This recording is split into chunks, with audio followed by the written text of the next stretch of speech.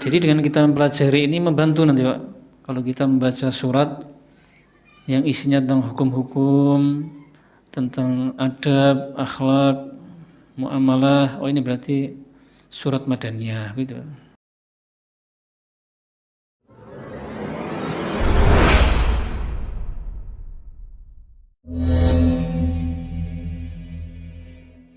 Bismillah. Assalamualaikum warahmatullahi wabarakatuh. Innal hamdalillah nahmaduhu wa nasta'inuhu wa nastaghfiruh wa na'udzu billahi min shururi anfusina wa min sayyiati a'malina. May yahdihillahu fala mudilla lahu wa may yudlil fala hadiya lahu. Asyhadu an la ilaha illallah wahdahu la syarika lah. Wa asyhadu anna Muhammadan 'abduhu wa rasuluh. Allahumma shalli wa sallim ala nabiyyina Muhammadin wa ala alihi wa ashabihi ajma'in, amma ba'd. Fa inna asdaqal hadithi kitabullah wa khairal hadi Muhammadin sallallahu alaihi wasallam wa syarrul umuri muhdatsatuha wa kullu muhdatsatin bid'ah wa kullu bid'atin dhalalah wa kullu dhalalatin finnar. Kaum muslimin wal muslimat rahimakumullah.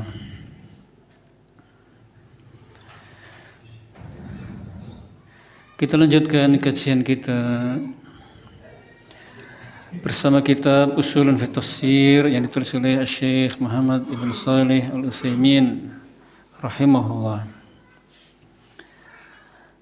Pembahasan pertama tentang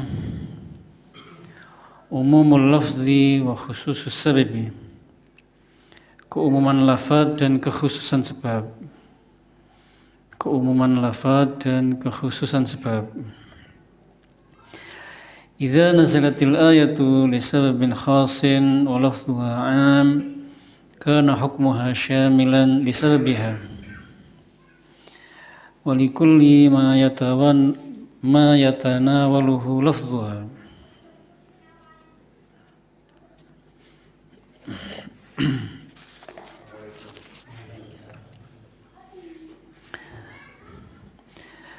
لأن القرآن نزل تشريعا عاما لجميع الأمة فكانت العبرة بعموم لفظه لا بخصوص سببه.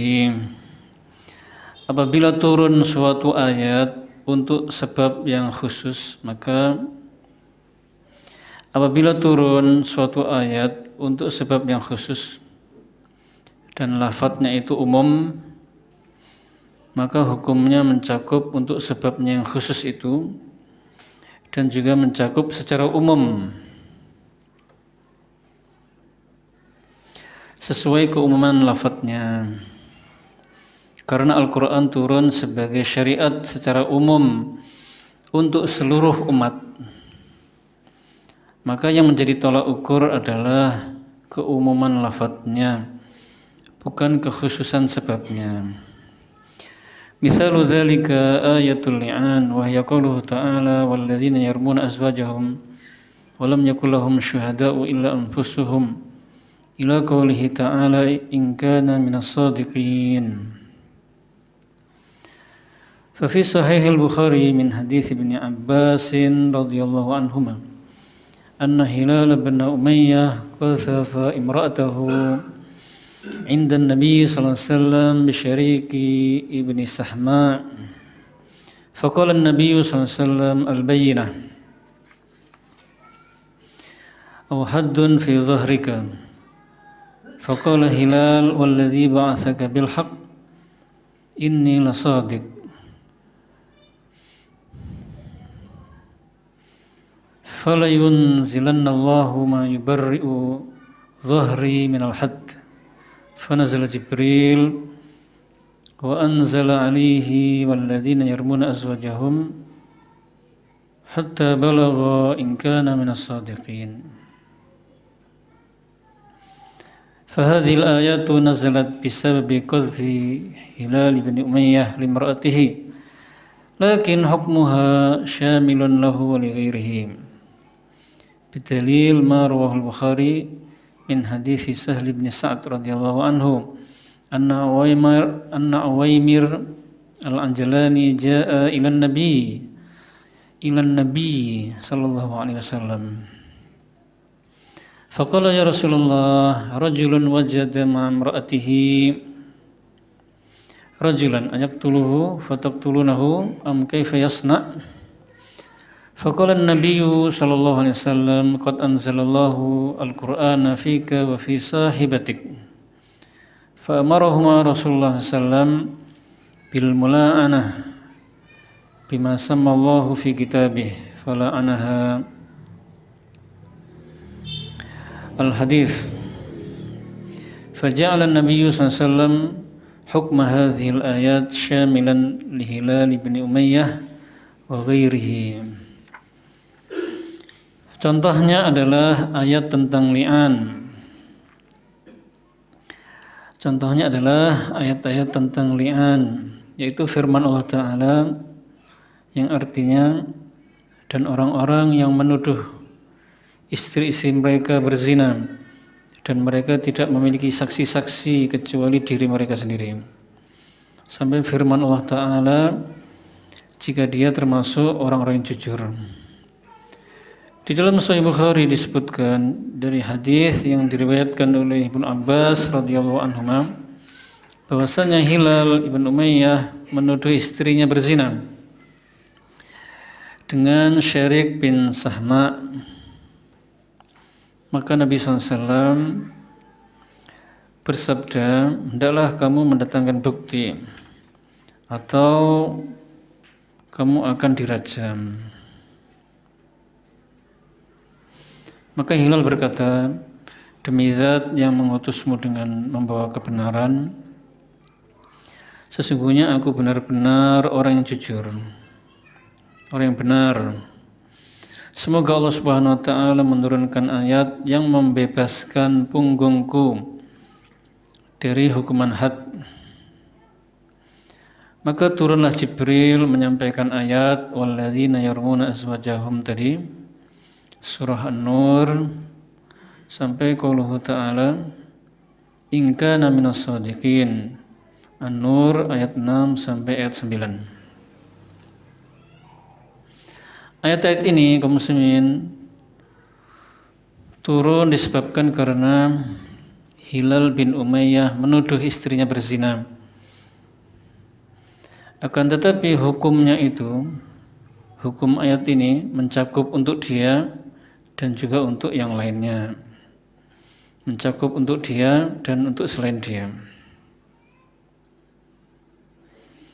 Berdasarkan dalil yang diriwayatkan oleh Bukhari dari hadis yang diriwayatkan oleh Sahal bin Sa'ad radhiyallahu anhu, bahwasanya Uwaimir al-Ajlani datang menemui Nabi.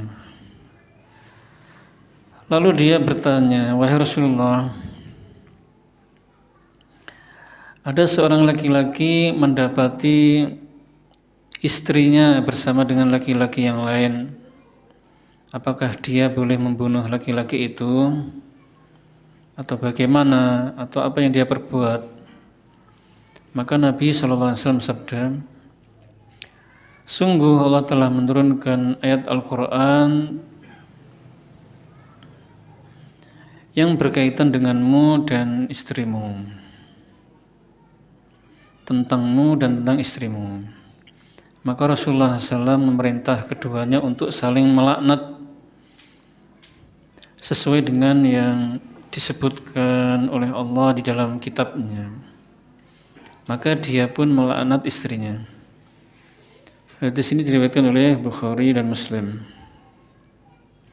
Maka Nabi SAW menjadikan hukum pada ayat-ayat ini mencakup untuk Hilal dan untuk selainnya.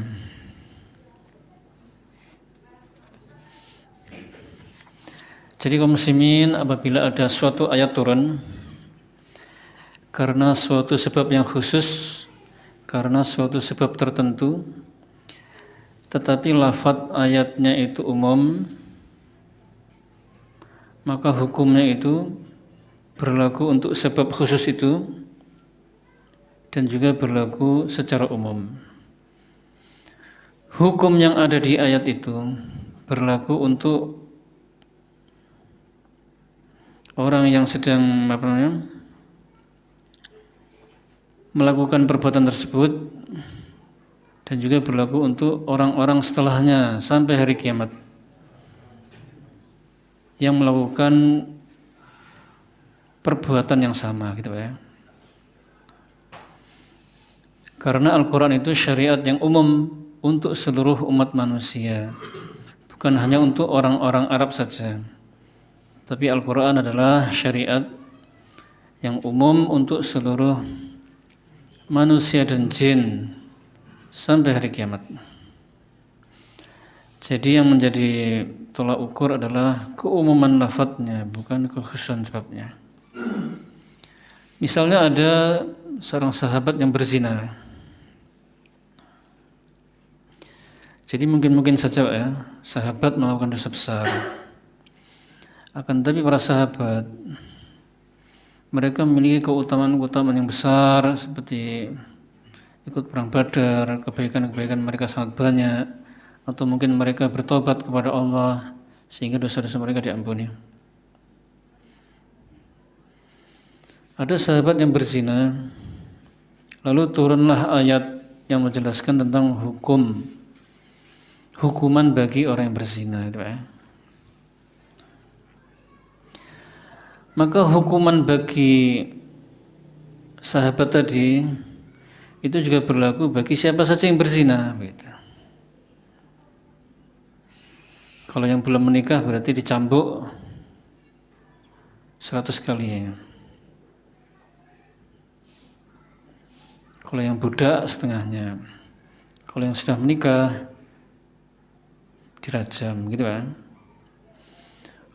Hukum rajam itu atau hukum cambuk itu bukan hanya berlaku untuk sahabat yang berzina itu saja, tapi umum bagi siapa saja yang berzina, maksudnya begitu. Jadi yang jadi tolak ukur adalah keumuman lafadznya. Kemudian penulis buku di sini mencontohkan ayat-ayat tentang li'an. Li'an itu artinya melaknat. Secara bahasa artinya melaknat.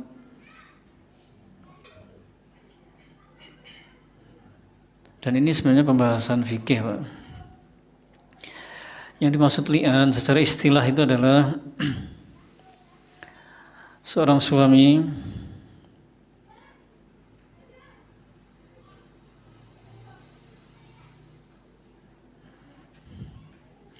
menuduh istrinya berzina, gitu Pak. Li'an secara istilah itu adalah seorang suami melaknat istrinya berzina, lalu dia tidak mendatangkan saksi, minimal saksinya 4 laki-laki. 4 saksi itu betul-betul harus melihat, Pak ya. Bukan sekedar melihat perempuan dengan laki-laki lain berdua begitu saja, tidak. Harusnya pokoknya betul-betul menyaksikan. Tidak saya jelaskan sampai sedetailnya, Pak ya. Insyaallah mafhum, insyaallah bisa dipahami. Jadi suami ini tidak mendatangkan saksi, hanya menuduh istrinya berzina begitu. Lalu istrinya tidak mau mengaku, pokoknya tuduhan suaminya ini tidak benar, saya tidak berzina. Dan masalah ini sampai ke pengadilan, saudara, ke hakim atau pengadilan. Lalu hakim menyuruh atau qadhi menyuruh suaminya, la'in, laknatlah istrimu, itu ya. Maka suami mengatakan, asyhadu billahi anna zawjati hadhihi qad zanat. Sebanyak 4 kali, Pak. Aku bersaksi demi Allah bahwasanya istriku ini telah berzina. Aku bersaksi demi Allah atau dengan nama Allah bahwasanya istriku ini telah berzina. Sampai 4 kali. Kemudian kalimat yang kelima, suami mengatakan, wa anna la'natallahi alayya in kuntu minal kadzibin. Dan bahwasanya laknat Allah akan menimpaku jika aku termasuk orang yang berdusta. Kemudian hakim berkata kepada istrinya, karena tidak mau mengaku ya. Kalau istrinya mengaku ya sudah selesai. Karena istrinya tidak mengaku, dia juga disuruh untuk melaknat suaminya. La ini anti, laknatlah suamimu. Maka istrinya juga bersumpah dan bersaksi disertai sumpah. Dia mengatakan, asyhadu billah anna zawji minal kadzibin, gitu Pak. Aku bersaksi demi Allah bahwasanya suamiku termasuk orang yang berdusta. Itu sebanyak 4 kali. Kemudian kalimat yang kelima dia mengatakan, wa anna ghadaballahi alayya in kuntu wa anna ghadaballahi alayya in kuntu minal kadzibin. Dan murka Allah menimpaku in kana minas shadiqin, jika suamiku termasuk orang-orang yang jujur. Setelah itu mereka berdua pisah sudah Pak, tidak menjadi suami istri lagi selama-lamanya, dalam keadaan apapun tidak bisa kembali selama-lamanya. Itulah maksud dari li'an. Jadi gara-gara Hilal bin Umayyah menuduh istrinya berzina, lalu oleh Nabi dikatakan, buktinya mana? Bukti itu maksudnya saksinya mana? Atau kamu yang akan dihukum had. Hilal ngayal, demi zat yang mengutusmu dengan benar, sesungguhnya aku benar-benar jujur, tidak bohong Pak. Maka sungguh saya yakin Allah akan menurunkan ayat yang membebaskan punggungku dari hukuman had ini. Maka turunlah ayat tadi, surah An-Nur ayat 6-9. Maka kaum muslimin, hukum yang ada dalam ayat ini itu berlaku untuk Hilal bin Umayyah dan juga berlaku untuk selain Hilal bin Umayyah. Pokoknya siapa saja laki-laki zaman sekarang juga yang menuduh istrinya berzina dan tidak memiliki 4 saksi, dan istrinya tidak mau mengaku, maka dilaksanakanlah ini, saling melaknat. Adapun saksi dari CCTV atau kamera HP itu tidak diterima Pak ya. Mungkin hanya penguat saja supaya istrinya mengaku gitu. Tapi kalau istrinya tetap ngayal tidak mau ngaku, berarti ya harus 4 orang saksi tadi gitu. Kenapa pakai kamera CCTV atau HP dan sebagainya tidak dipakai Pak? Karena zaman sekarang kan iya bisa diedit. Sebenarnya nggak melakukan perzinahan, saya akan berzina begitu. Zaman sekarang canggih soalnya.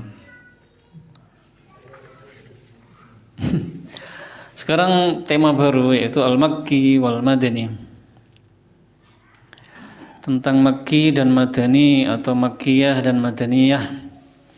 Nazal Al-Quran ala Nabi sallallahu alaihi wasallam mufarraqa fi khilali 23 sanah. Qada Rasulullah sallallahu alaihi wasallam aktsaraha bi Makkah. Qala Allah Ta'ala wa Qur'anan faraqnahu litaqra'ahu 'ala an-nasi 'ala mukthin wa nazzalnahu tanzila. Walidzalika qassama al-ulama rahimahumullah al-Qur'ana ila qismain makkiyun wa madaniyun. Fal makkiyu ma nazala 'ala an-nabiy sallallahu alaihi wasallam qabla hijratihi ila al-Madinah. Wal madani ma nazala 'ala an-nabiy sallallahu alaihi wasallam ba'da hijratihi ila al-Madinah.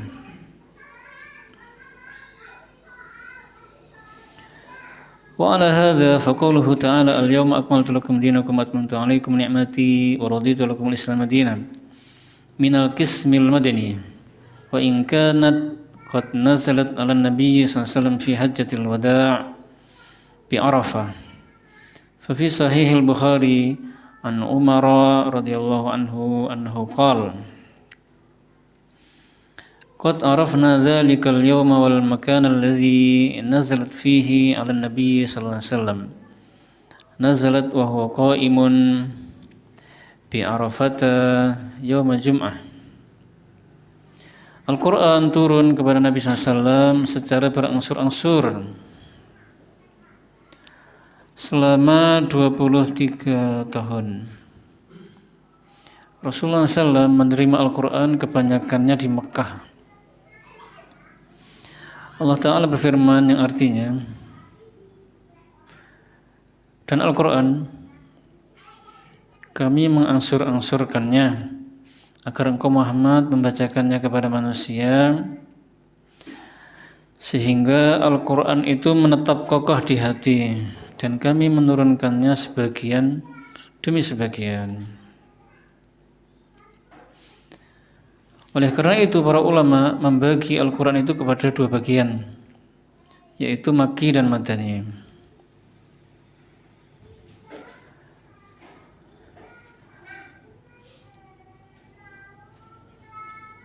Al-Makki atau Makkiyah adalah ayat yang diturunkan kepada Nabi SAW sebelum beliau hijrah ke Madinah. Sedangkan Madani atau Madaniyah adalah ayat-ayat yang diturunkan kepada Nabi SAW setelah beliau hijrah ke Madinah. Oleh karena itu, berdasarkan definisi ini, maka firman Allah Ta'ala, Al-yawma akmaltu lakum dinakum wa atmamtu alaikum ni'mati wa raditu lakum al-Islam madina, pada hari ini telah aku sempurnakan bagimu agamamu, telah aku cukupkan nikmatku untukmu, dan aku ridha Islam sebagai agama bagimu. Ini termasuk ayat Madaniyah atau Madani. Meskipun ayat ini turun kepada Nabi ketika beliau sedang haji wada di Arafah.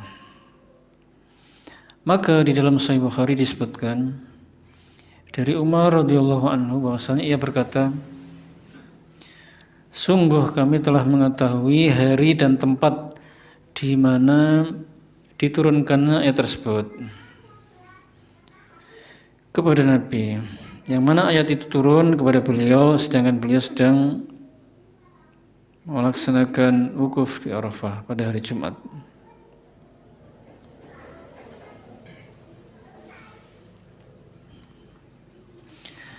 Apa itu Makki dan Madani atau Makkiyah dan Madaniyah? Makkiyah dan Madaniyah itu sebenarnya para ulama mendefinisikan bermacam-macam, Pak, ya. Mereka berbeda pendapat. Sebagian ulama mengatakan Makkiyah itu adalah ayat yang diturunkan oleh Allah kepada Nabi di Mekah. Sedangkan Madaniyah ayat yang diturunkan kepada Nabi ketika beliau di Madinah. Sebagian ulama mengatakan Makkiyah adalah ayat yang diturunkan kepada Nabi yang isi pembicaraannya itu untuk penduduk Mekah. Sedangkan Madaniyah adalah ayat yang diturunkan kepada Nabi yang isi pembicaraannya itu ditujukan kepada orang-orang Madinah, penduduk Madinah. Tapi kedua definisi ini kaum muslimin kurang tepat. Masih ada kelirunya.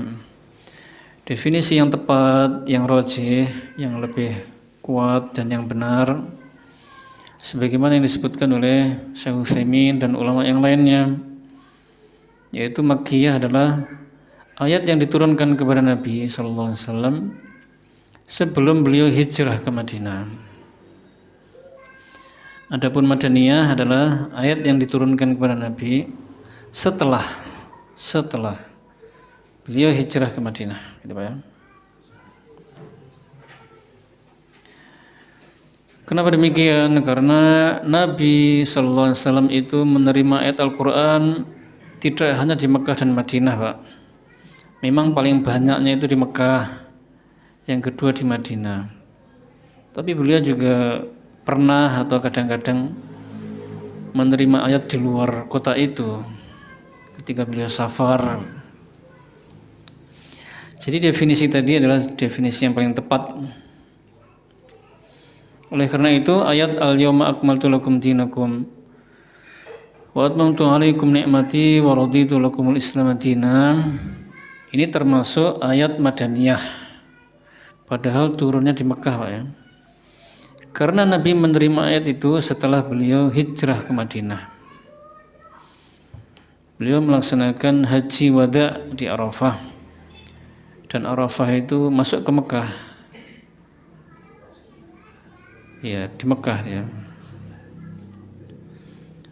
Ikut ke Mekah. Ini menunjukkan juga bahwasannya Al-Quran itu turun berangsur-angsur, Pak.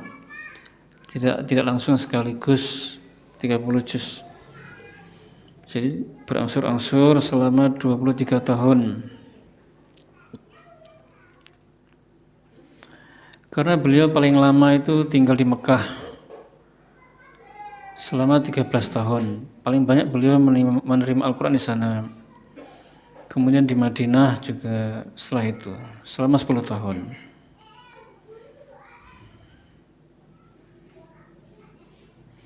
Dan telah kami sampaikan pada pertemuan lalu, Pak, ternyata diturunkannya Al-Quran berangsur-angsur, bertahap-bertahap itu. Di antara hikmahnya atau faedahnya adalah agar Al-Quran itu menancap kokoh di hati.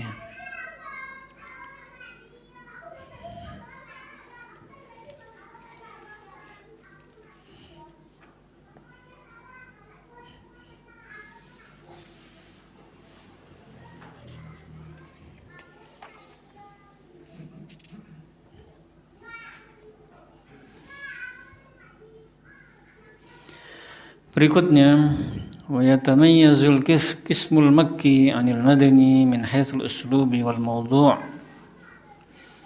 Pembahasan berikutnya, Pak, ya. Masih bagian Makkiyah dan Madaniyah. Sekarang tentang perbedaan antara Makkiyah dan Madaniyah dari sisi gaya bahasa dan materi pembahasan. Jadi ayat-ayat Makkiyah dan Madaniyah itu memiliki perbedaan-perbedaan, Pak. Memiliki karakter-karakter yang berbeda dan keistimewaan yang berbeda. Sama-sama istimewa tapi berbeda, Pak, ya. Dari sisi gaya bahasa dan temanya.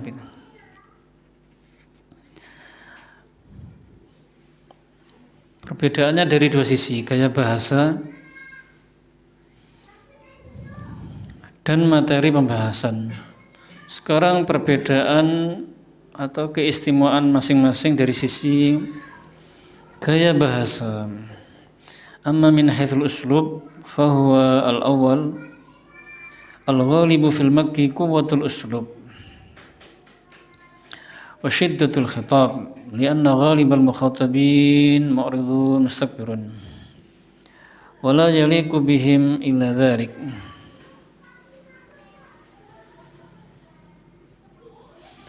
Iqra' suratai al-muddaththir wal qamar. Amma al-madani fal ghalibu fi uslubihi al-layyin wa suhulatul khitab. Lianna ghalibal mukhatabin muqbilun munqadun. Iqra' surat al-Maidah. Al-thani al-ghalibu fil makki kisarul ayat wa quwwatul muhajjah. Lianna ghalibal mukhatabin mu'anidun musyaqun fafutibu bima taqtadihi haluhum. Iqra' surat at-tur. Amma al-madani fal ghalibu fihi tulul ayat wa zikrul ahkam mursalatan biduni muhajjah. li'anna halahum taqtadi dzalik. Iqra ayat ad-dain fi suratil Baqarah.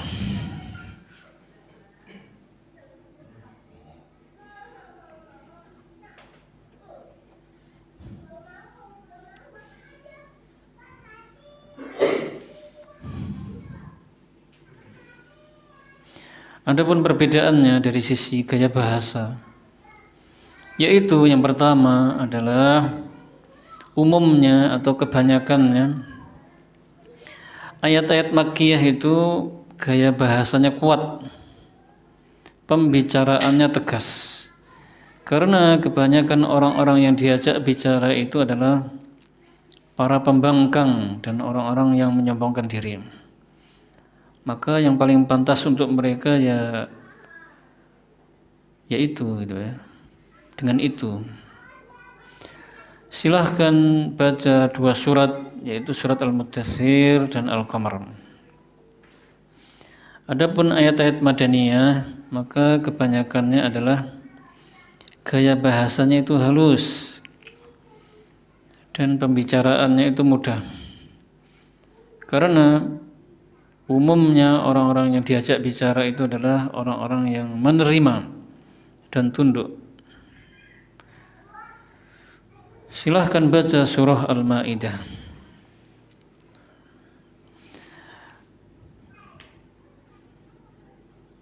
Perbedaan yang kedua adalah kebanyakan ayat-ayat Makkiyah itu ayatnya pendek-pendek dan hujjahnya kuat. Karena kebanyakan orang-orang yang didakwahi adalah orang-orang yang membangkang dan durhaka. Maka mereka didakwahi, diajak bicara dengan ayat yang sesuai dengan keadaan mereka. Bacalah surah At-Tur. Adapun ayat-ayat Madaniyah adalah ayat-ayat yang kebanyakannya itu panjang-panjang ayatnya dan menyebutkan tentang hukum-hukum yang disampaikan tanpa banyak alasan. Karena keadaan mereka menuntut hal itu. Bacalah ayat tentang hutang di dalam surah Al-Baqarah. Jadi itu kaum muslimin sisi perbedaan Makkiyah dan Madaniyah, atau keistimewaan Makkiyah dan Madaniyah dari sisi gaya bahasa, Pak ya. Bahwasanya ayat-ayat Makkiyah itu gaya bahasanya kuat sekali, pembicaraannya tegas, keras.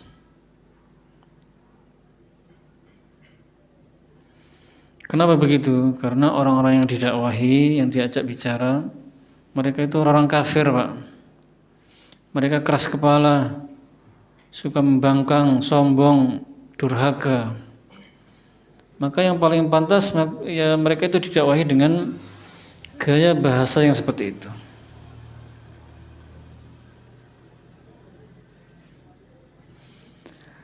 Silahkan jangan membaca dua surat Al-Muddatsir dan Al-Qamar. Ini contohnya, Pak ya. Contoh surah Makkiyah. Maka kalau kita membaca surat tersebut, kita akan mendapati betapa tegasnya pembicaraannya itu dan gaya bahasanya sangat kuat sekali.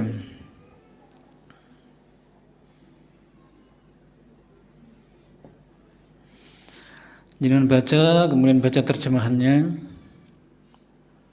atau kalau bisa ditambah tafsirnya yang ringan-ringan.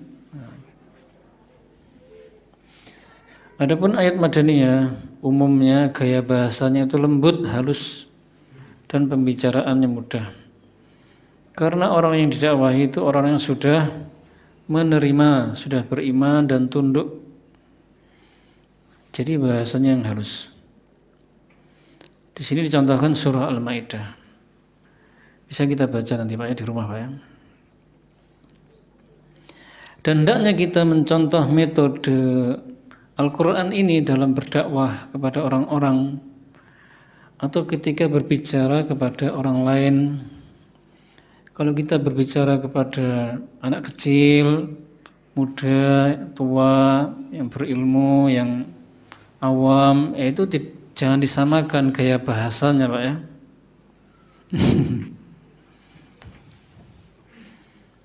Kalau kepada orang tua yang sopan, kepada anak kecil yang lembut, kepada orang awam bahasanya yang mudah dipahami misalnya. Kalau kepada orang alim ya terserah, karena mereka paham, mau sulit mau mudah paham. Kemudian mendakwahi orang alim yang menentang, yang menyimpang, maka ini dengan gaya bahasa yang tegas. Karena dia alim tapi merusak, nah ini tidak dengan kelembutan begitu Mas. Tapi kalau yang awam didakwahi dengan lembut, karena mereka awam, belum punya ilmu gitu.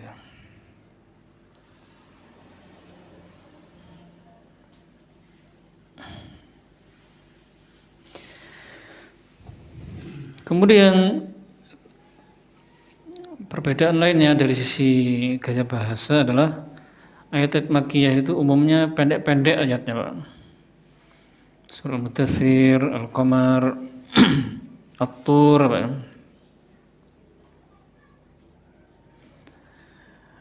Kemudian kalau ayat madaniyah itu ayatnya panjang-panjang dan menyebutkan tentang hukum-hukum. Jadi dengan kita mempelajari ini membantu nanti, Pak. Kalau kita membaca surat yang isinya tentang hukum-hukum, tentang adab, akhlak, muamalah, oh ini berarti surat madaniyah gitu.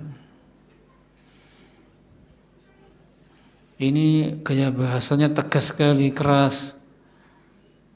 Kemudian mengajak untuk mentauhidkan Allah, untuk berakidah dengan akidah yang benar. Dan yang semisalnya ayatnya pendek-pendek. Nah, ini ayat-ayat makkiyah gitu. Jadi ayat makkiyah ayatnya pendek-pendek, umumnya begitu. Kemudian ayat madaniyah ayatnya panjang-panjang. Ini dari segi gaya bahasa, Pak ya.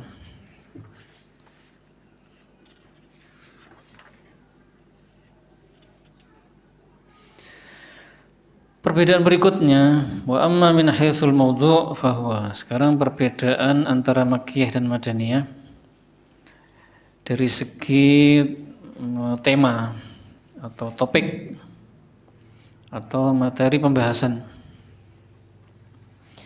Al-awwal al-ghalibu fil makki takrirut tauhid wal aqidatus salimah. Khususan ma yata'allaqu bi tauhidil uluhiyah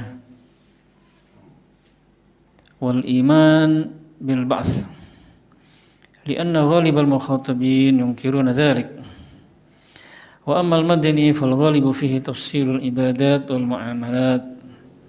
Lianna al mukhatabin qad taqarrara fi nufusihim at-tauhid wal aqidatus salimah. Fahum fi hajatin li tafsilil ibadati wal muamalat.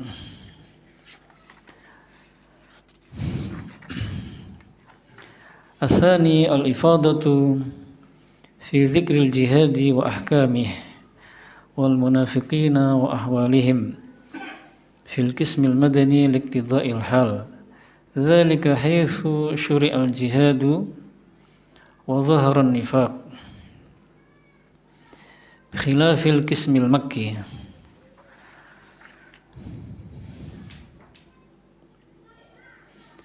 Perbedaannya dari sisi tema atau topik adalah bahwasanya ayat-ayat makkiyah itu umumnya berisi tentang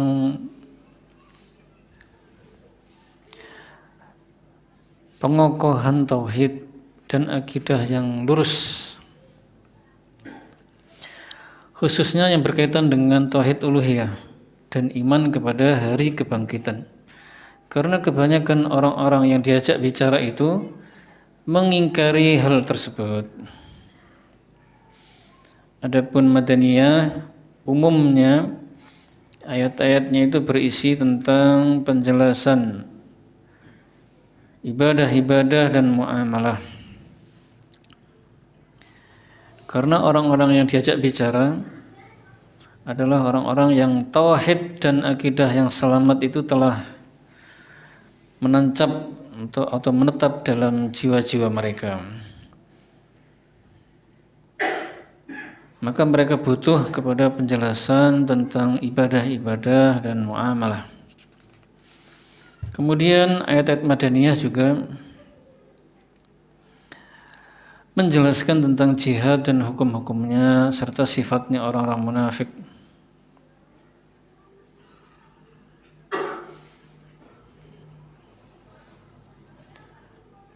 Berbeda dengan ayat-ayat Makkiyah. Jadi kaum muslimin, ayat-ayat Makkiyah itu ayat-ayatnya berisi tentang pengokohan dan pemantapan tauhid dan akidah yang lurus, yang selamat. Khususnya masalah tauhid uluhiyah dan iman kepada hari kebangkitan. Kenapa? Karena kebanyakan mereka mengingkari tauhid uluhiyah dan mengingkari hari kebangkitan. Orang-orang kafir, orang-orang musyrik saat itu beriman kepada Allah, Pak. Tapi iman kepada Allahnya itu hanya bagian tauhid rububiyah saja, gitu.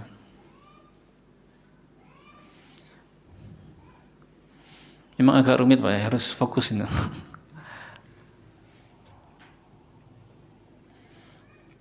Kalau tauhid uluhiyahnya mereka rusak, Pak.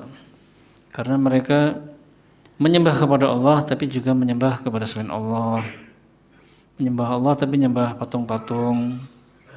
Menyembah Allah tapi juga menyembah orang soleh yang sudah mati. Padahal kalau ditanya, siapa yang menciptakan alam semesta? Siapa yang memberi rezeki? Yang mengatur alam semesta? Allah.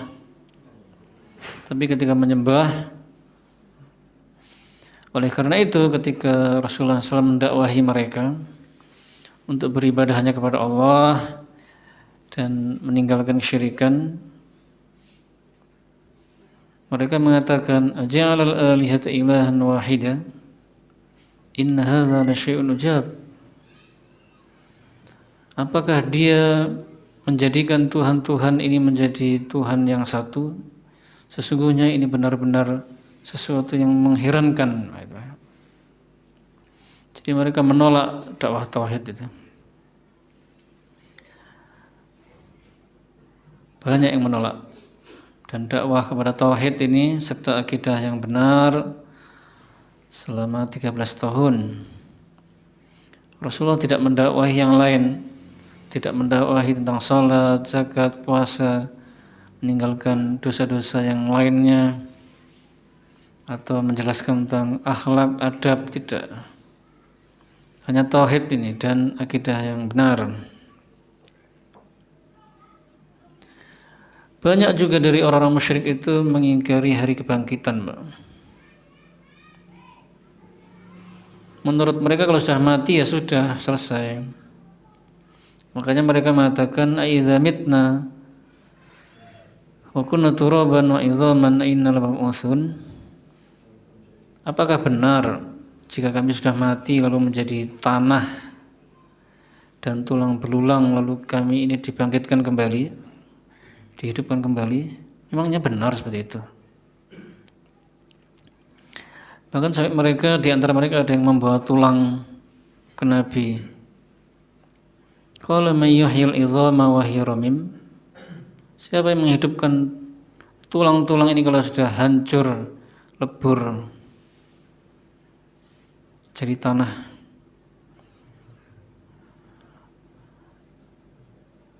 Maka turunlah ayat di surah Yasin tadi itu. Qul yuhyiha alladzi ansha'aha awwala marrah wa huwa bikulli khalqin alim. Yang menghidupkannya kembali adalah yang menciptakannya pertama kali, yaitu Allah Subhanahu wa taala yang Maha mengetahui seluruh makhluknya. Adapun ayat-ayat madaniyah kaum muslimin berisikan tentang penjelasan tentang ibadah-ibadah, muamalah, adab, akhlak, seperti itu.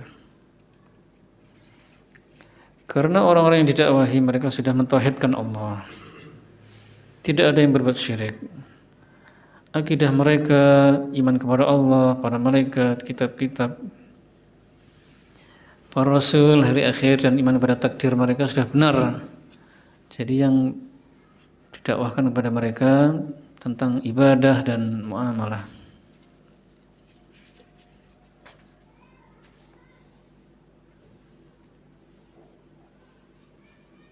Apa sudah Isa, Mas? Belum. Oh,